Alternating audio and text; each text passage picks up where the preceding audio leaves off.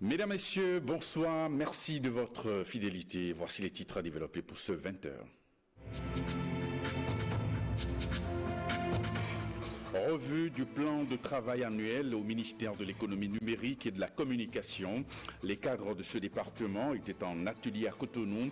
Ils préparent les actions à mener en 2017.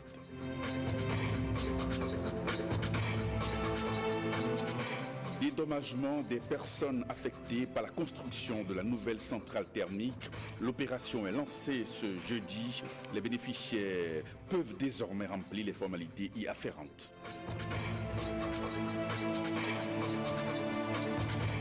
Appui aux sinistrés de Tori-à-Vamin, le conseil communal d'Abomey-Kelavi a décaissé plus de 5 millions de francs CFA. Le geste a eu lieu hier à la mairie de Tori-Boussito.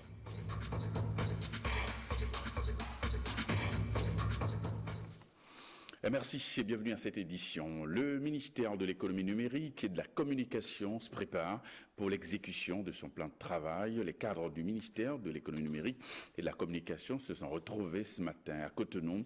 Il s'agit pour eux donc de rendre compte des réalisations au 30 septembre 2016, ce qui doit leur permettre de faire de meilleures projections pour l'exécution du budget 2017. C'est à la faveur d'un atelier de revue du plan de travail annuel. Martial Guidigan. L'exécution du budget 2016 du ministère de l'économie numérique et de la communication s'est déroulée dans un contexte de fin de régime, ce qui a fait que les résultats obtenus n'ont pas comblé les attentes. Beaucoup de goulots d'étranglement expliquent le phénomène avec le vote de la loi rectificative. Globalement, le ministère de l'économie numérique et de la communication a comme budget, après la loi de finances rectificative gestion 2016, 21 754 713 000. Le ministère a réalisé un taux d'injection physique de 35,48% contre un taux d'ordonnancement de 49,56%. Ce qui est une performance assez moyenne. Cette performance aurait été meilleure s'il n'y avait pas eu quelques contraintes liées à la mise à disposition des ressources financières. Contre-performance, le mot est là qui justifie que tout n'a pas été rose. Dans le souci d'améliorer l'exécution du budget 2017, le ministre de l'économie numérique et de la communication sensibilise ses cadres pour l'atteinte des objectifs à eux fixés. Elle annonce la nouveauté de son budget. Les fonds seront mobilisés au fur et à mesure. Et c'est ça la nouveauté. Puisque le gouvernement met un point d'honneur à ce que tous les projets identifiés importants sur le quinquennat trouvent leur réalisation effective. Je suis prête pour que nous puissions vraiment travailler effectivement. On va parler peu, on va agir et on va avoir les résultats. Pendant 2 jours, cette revue permettra de prendre des mesures pour affronter les difficultés, pour enfin améliorer les performances du ministère de l'économie numérique et de la communication. Ouverture ce matin à la Caisse nationale de sécurité sociale à Cotonou d'un atelier de sensibilisation des employeurs autour de la protection sociale des employés, le régime général de sécurité sociale. Vous le savez, le thème de la première communication suit les 9 revues prévues donc à la faveur de cette immersion d'une journée des responsables de la CNSS et des chefs d'entreprise. Voyons le compte-rendu de Clotaire Avekou et de Jules Akoikou. Droits et obligations des employeurs en matière de sécurité sociale, c'est à travers une meilleure connaissance par les chefs d'entreprise du régime général de la sécurité sociale. Les formalités d'immatriculation des employeurs et d'affiliation des travailleurs, les éléments constitutifs de l'assiette des cotisations sociales, le processus de paiement des cotisations sociales, la production des déclarations nominatives et le précontentieux du recouvrement sont bien des centres d'intérêt de cette chaîne de sensibilisation des employeurs à la Caisse nationale de sécurité sociale, CNSS. D'échanger avec vous sur vos droits et vos devoirs, sur les droits et les devoirs des travailleurs que vous avez à votre charge. Et l'entretien de ce matin vient boucler une série d'entretiens que nous avons organisés sur toute l'étendue du territoire national pour que, ensemble avec vous, on se rappelle ce que nous connaissons déjà, vos droits et vos obligations, les droits et les obligations de vos travailleurs. Les employeurs n'ont pas que des devoirs, celle de verser les cotisations sociales. Ils ont aussi des droits pour qu'au sorti de cette journée, vous soyez plus édifiés. Une semaine plus tôt, cette immersion autour des attributions, organisation et fonctionnement OF de la Caisse nationale de sécurité sociale était organisée au profit de l'Ordre des experts comptables du Bénin. Les actionnaires du groupe BJFI pour la zone, les membres du groupe BJFI pour la zone UEMOA viennent de tenir leur conseil d'administration à Cotonou. Les travaux de ce conseil bancaire ont confirmé la santé financière de l'institution au 31 octobre 2016. Alain de Suevo, Daniel Adam. BJFI Bank est un groupe financier international multimétier qui allie solidarité financière, stratégie de croissance durable et maîtrise des risques. Les conseils d'administration des filiales du Sénégal, de la Côte d'Ivoire et du Bénin, du groupe qui se tiennent de façon tournante, ont pris leur quartier depuis le 21 novembre 2016 à Cotonou. Nous sommes donc ravis d'être ici pour arrêter le budget de l'année 2017 et voir les projections et les projets de cette nouvelle année. L'année 2015 a été décrétée par BJFI Bank, année du digital. Quelles ont été alors les réalisations dans le domaine de la banque digitale et quelles sont les prochaines évolutions? Pourquoi la banque digitale? Parce que les besoins de nos clients évoluent, les dispositions évoluent et donc cette année, nous lançons dans le digital pour permettre de mieux satisfaire nos clients. Vous avez donc le mobile banking, vous avez le mobile money avec lequel nous avons des accords avec les sociétés de téléphonie mobile. Nous avons le tracking, c'est-à-dire vous déposez votre chèque aujourd'hui, on est capable de vous dire à quel niveau ça se situe. Les opérations, quand vous faites une opération, vous avez un message qui vous envoie soit par Swift, soit par mail, soit par SMS. Et donc tous ces produits, nous allons donc les installer dans la zone UEMOA, en commençant donc par le Bénin, puisque nous sommes ici au Bénin. Donc voilà l'apport que nous souhaitons, je dirais, pour 2017. Mais qu'est-ce qui explique le mérite qui caractérise aujourd'hui BJFI Bank? Quand vous êtes reconnu comme étant la banque de l'année pour l'exercice 2016, ça récompense les efforts, le travail qui est fait par les équipes, la pertinence de notre projet d'entreprise, mais aussi la rentabilité. BJFI Bank a des perspectives à court et moyen terme. Nous avons 2 nouvelles agences qui vont être créées en 2017, donc ça peut élargir. Nous allons renforcer donc le produit dont je disais tout à l'heure, le produit au niveau de la banque de détail, au niveau de la digitalisation, produit très important pour nos clients, renforcer la banque privée et renforcer les entreprises parce que c'est le métier où nous savons faire le plus. BJFI Bank Bénin, c'est environ 7000 clients pour un produit net bancaire PNB de 4 milliards 445 millions, un total bilan de 154 milliards 290 millions au 31 octobre 2016. BJFI Bank Bénin, c'est 130 collaborateurs répartis sur 8 agences. Lancement ce jeudi de la phase de dédommagement des personnes affectées par la construction de la nouvelle centrale thermique. Les bénéficiaires ont été informés du processus et peuvent désormais remplir les formalités pour l'obtention de leurs frais d'indemnisation durée. Voici donc le reportage. Un rendez-vous très attendu depuis 7 ans. L'indemnisation des propriétaires terriens du site de la nouvelle centrale thermique. Aujourd'hui, c'est le démarrage. Plus de 350 personnes peuvent désormais remplir les formalités afin de recevoir leurs frais de dédommagement.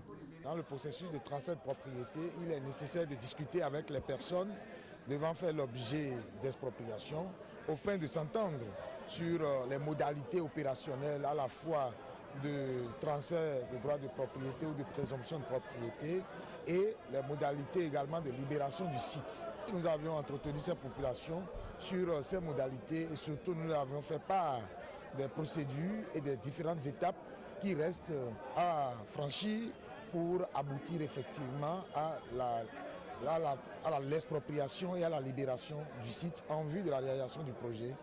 La construction de cette nouvelle centrale thermique implique des mesures d'accompagnement dans la localité. Il s'agit en premier lieu de clôturer le collège d'enseignement général de Ouétor, de construire des modules de classe. On va construire un réseau moyenne tension et un réseau basse tension pour desservir les populations environnantes de la centrale. Autorités locales et bénéficiaires accueillent l'opération avec satisfaction. Je veux ici féliciter le gouvernement pour avoir pris à cœur les doléances de la population, les doléances de la commune et les doléances de façon générale de cette population qui a accepté de laisser ses terres en vue de la construction d'édifices pour tout le pays. Et des mesures sociales dans la zone, c'est une grande qui m'anime en tant que chef d'arrondissement de la localité. Je suis très fier d'être dans la commission. Je suis très fier de suivre avec une grande attention la réalisation de ce projet dans ma zone, qui est une grande joie pour moi et pour ma population. Je n'ai qu'un sentiment de joie et de satisfaction. Et je crois que d'ici 2017, tel qu'ils l'ont dit, le projet va démarrer. La construction de la nouvelle centrale thermique débute en 2017, un pas vers l'autonomisation énergétique du Bénin. Eh bien, plusieurs milliers de jeunes béninois seront bientôt concernés par le projet de l'apprentissage de type dual, à l'instar de ceux des départements du Borgo et de la Liborie. Eh bien, cette formation par apprentissage de type dual sur 4 ans, une initiative du projet emploi des jeunes soutenue par la Banque mondiale et les autorités béninoises Guillaume Avienon et Enoch Adandé. Des jeunes âgés de 15 à 35 ans venus de tout le pays reprennent en chœur le deuxième couplet de l'hymne national. Ils sont au lycée technique industriel de Porto-Novo pour le lancement du PEJ, le projet d'emploi des jeunes. Un projet du ministère en charge du travail financé par la Banque mondiale qui se propose d'améliorer l'accès aux compétences et aux opportunités d'emploi des jeunes en situation de sous-emploi au Bénin. Le projet a pour mission d'accompagner les jeunes hommes et jeunes filles dans l'apprentissage des métiers de l'artisanat, de la transformation agricole et du tourisme. Aussi, il devra appuyer la formation des jeunes en micro-entrepreneuriat et financer l'installation des jeunes retenus pour les 4 composantes du projet.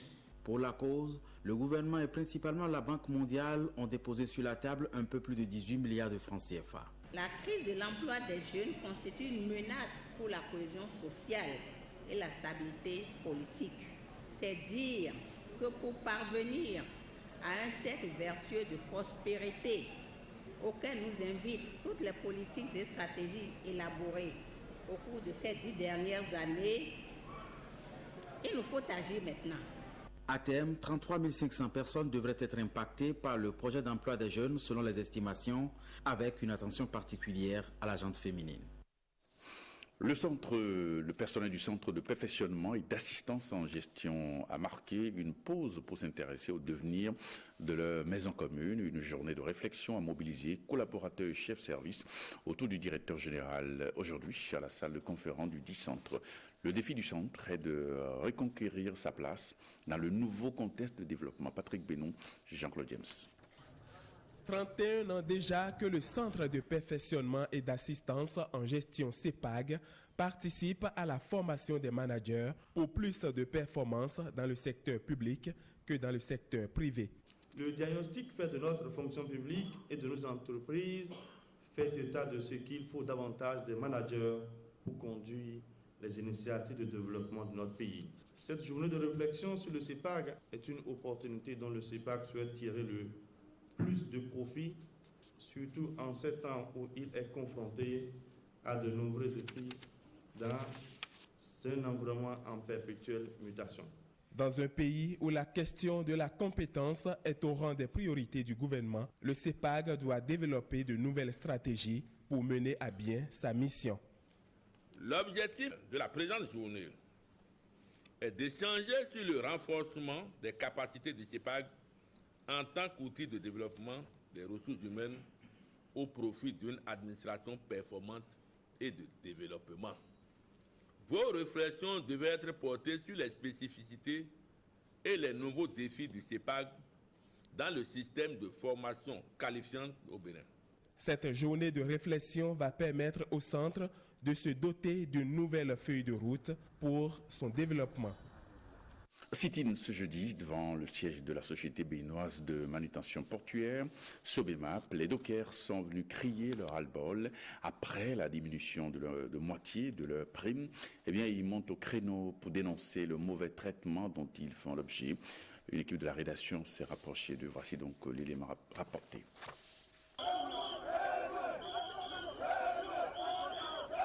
Depuis des années, ils essaient de réduire nos primes. Les primes de motivation, les rendements et autres. Mais cette fois-ci, au lieu de réduire, ils ont divisé ça en deux. On prenait 30 000 francs pour les motivations. Mais présentement, ils nous ont dit que c'est 15 000. Ce matin, sans vous mentir, on a pris le tour pour aller travailler sur le quai. Mais compte tenu de la circonstance, nous ne pouvons plus travailler. On est resté là, même les chefs ici aussi étaient là. On était resté là jusqu'à 15 h. Et puis on est ressorti tout à l'heure. On est venu pour voir le DG, mais le DG n'a pas voulu sortir nous recevoir. Maintenant, lorsqu'on a commencé par faire du bruit, il est obligé de sortir. Mais tout ce qu'il disait, nous on est dans l'objectif d'obtenir nos primes. Mais quant à lui, c'est ce qu'il veut, qu'il est en train de nous dire. Nous ne sommes pas du tout d'accord. Le conseil communal d'Abomey-Calavi a décaissé plus de 5 millions de francs CFA pour soutenir les sinistrés de Toria-Vamey. Alors ce geste humanitaire a eu lieu hier à la mairie de Tori-Bocito. Voici le point avec Monique Toron et Marie-Louise Perrin. Plus de 2 mois après le drame de Toria-Vamey, des aides continuent d'arriver. Cette fois-ci, c'est le conseil communal d'Abomey-Calavi qui mène la démarche. Des vivres et une enveloppe financière pour soulager les peines de ces sinistrés. Toute la commune a décidé d'apporter comme assistance à sa commune sœur de Tori-Bocito quelques vivres. C'est un geste. Ce n'est pas ce qu'il faut, il faut plus. Le plus qu'il faut, c'est que la commune d'Abomey-Calavi et la commune sœur de Tori-Bocito ont décidé ensemble, avec les communes de l'Atlantique et toutes les communes du Bénin, que plus jamais ça sur notre territoire. Cet élan de générosité de la mairie d'Abomey-Calavi est salué. Quelques jours après la survenue du drame d'Avamey, plus précisément le 13 septembre, vous étiez déjà à nos côtés avec les autres maires de l'Atlantique et avec le préfet de l'Atlantique pour nous témoigner votre compassion et nous apporter votre soutien moral. Aujourd'hui, vous revenez avec toute la commune d'Abomey-Calavi, les bras chargés pour venir nous apporter une assistance. Cela nous va droit au cœur et nous l'acceptons de bonne grâce. Et en retour, nous vous disons merci. Les médecins nous ont conseillé de nourrir les malades pour que la cicatrisation soit accélérée. Ce n'est pas parce que la personne est rentrée de l'hôpital qu'elle est guérie complètement. Les brûlures, la particularité d'un malade brûlé est qu'il lui faut du temps pour que ces plaies soient cicatrisées. Même si apparemment sur la peau, on voit qu'il y a une cicatrisation, il paraît qu'à l'intérieur, ce n'est pas total. Donc il faut lui apporter des protéines pour que la cicatrisation puisse s'accélérer. Retenons qu'à la date d'aujourd'hui, sur les 94 victimes enregistrées, il y a 32 décès, 24 hospitalisés, 36 en fin de traitement et 270 orphelins.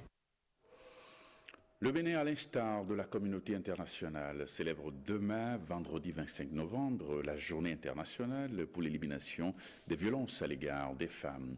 Alors, lever les fonds pour mettre fin à la violence contre les femmes et les filles, c'est bien le thème de cette année. Nous vous proposons d'écouter, à la veille donc de ces célébrations, le ministre des Affaires sociales. Elle a délivré un message à la population. Au Bénin, selon une étude réalisée en 2009 sur les violences faites aux femmes, 69% des femmes ont été victimes de violences au moins une fois dans leur vie. Les faits relayés par les services d'écoute installés dans les 85 centres de promotion sociale sur toute l'étendue du territoire national reflètent la triste réalité de ce qui se passe dans notre pays.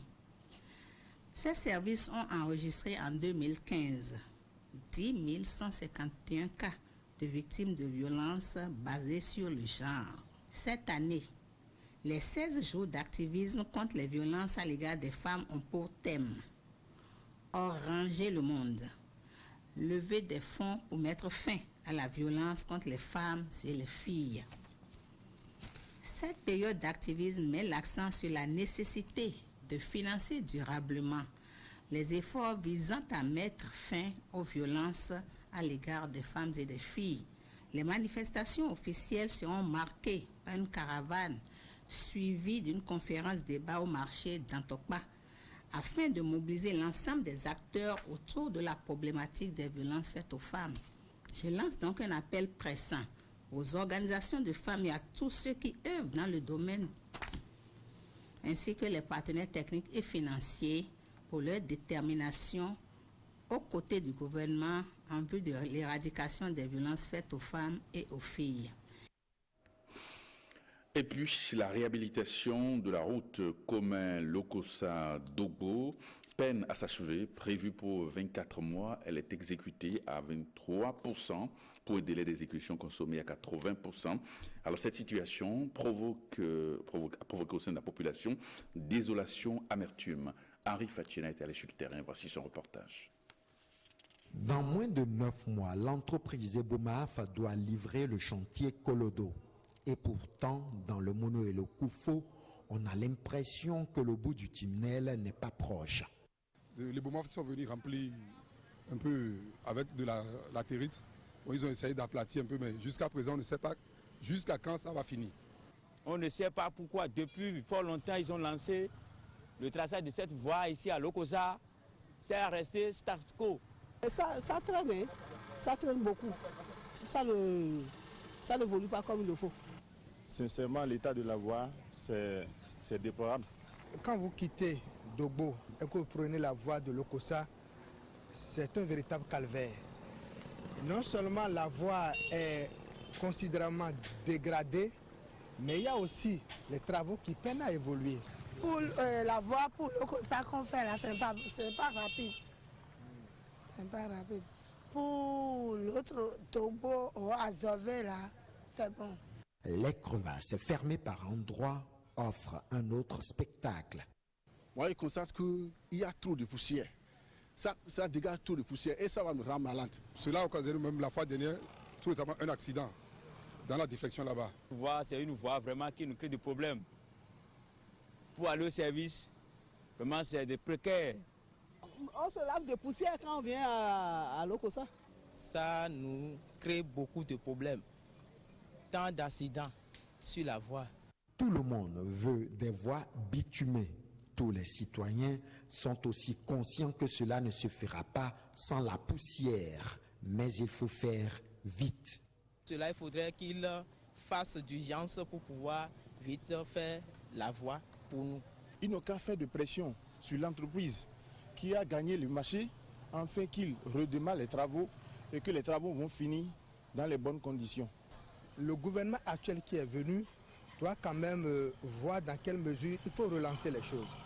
Espérons que ce désir des populations va se traduire dans les faits par l'accélération des travaux.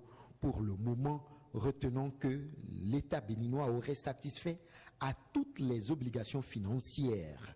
Il reste que les populations sinistrées déposent au plus vite leur dossier pour être dédommagées afin de libérer les emprises de la voie Commin-Lokossa-Dogbo. Basketball, on parle sport, et l'élan sportif de Porto Novo prépare activement la prochaine saison. Après 2 semaines de vacances, les champions du Bénin en titre sont déjà au stade Charles de Gaulle de Porto Novo pour la reprise des entraînements. Gabriel Afouda. La dernière saison a été fructueuse pour l'élan sportif de Porto Novo. Sacré champion du Bénin pour la deuxième fois consécutive, le club de la capitale s'est classé 3e aux éliminatoires de la zone 3 des clubs champions de basketball. Une saison réussie qui a donné droit à 2 semaines de vacances aux joueurs et encadreurs. En 2016, nous avons conservé le titre de 2015 de champion du Bénin et nous avons gagné également la Coupe du Bénin en plus. On a eu droit à participer aux éliminatoires de la zone 3, des champions, des clubs champions. C'est qu'on allait faire à Lomé il y a quelques semaines. Malgré tout, il y a beaucoup de déchets. On est allé à la Coupe d'Afrique. Ils n'ont pas pu faire que ce qu'ils ont fait et ils auraient pu faire mieux. Mais il y a des déchets très très visibles, très très palpables. Bon, cette année, on verra comment on pourra corriger les déchets. Après 15 jours de repos, c'est la rentrée sportive. Il faut préparer la saison pour de meilleurs résultats. On disait ici au Bénin qu'on est adroit, mais apparemment on n'a pas été adroit à Lomé. Dans cette saison-ci, on se prépare parce qu'on est devenu une cible. Quand vous êtes en haut, il est difficile, très difficile de se maintenir. Tout le monde cherche à vous descendre. On va essayer de voir tout ce qui n'a pas marché parce qu'on a eu à faire quelques bêtises qui n'ont pas pu aboutir à ce qu'on puisse avoir notre objectif. Les dirigeants du club semblent avoir trouvé la clé de la réussite, la seule et unique. Le travail et rien que le travail.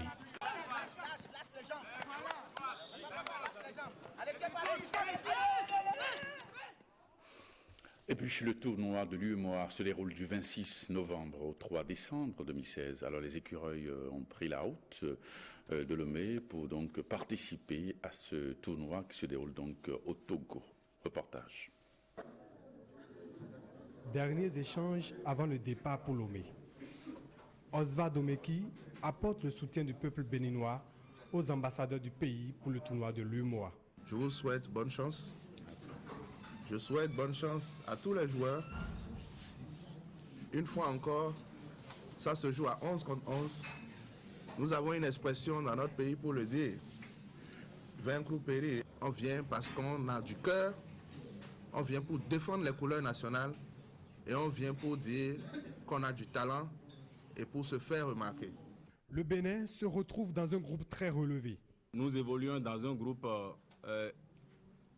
très serré. C'est pour dire que la tâche ne sera pas facile, mais avec le travail que nous avons fait avec nos joueurs, que ce soit sur le plan physique, sur le plan tactique et sur le plan mental, nous irons à Lomé pour défendre valablement les couleurs. Tout le monde se porte bien. Voilà, on a fait une bonne préparation. Je peux vous dire qu'on est prêt, qu'on ira à Lomé, voilà, défendre les couleurs de la nation. J'ai dit au peuple béninois que de compter sur nous, de rester en prière avec nous. Je peux dire que voilà, à travers les matchs amicaux qu'on a joués, bon, les résultats n'étaient pas, mais on a pris conscience, on est confiant, on est serein.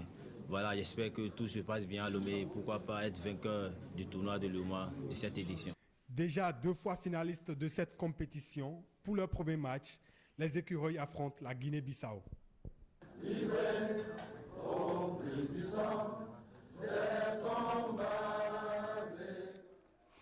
Ce journal va se refermer, mais avant de nous séparer, quelques informations sur les programmes. Juste après moi, vous suivrez votre magazine sans commentaire. Puis après, un point de presse sur la libération du domaine public, les films de la série Les écrans du FAPA et 2 feuilletons, Les choix de l'amour et Windeck. Prenez le rendez-vous du JT Soir à 23h avec Jérôme Hongbon. Retrouvez cette édition sur notre site www.ortb.bj. Merci et bonne soirée chez vous.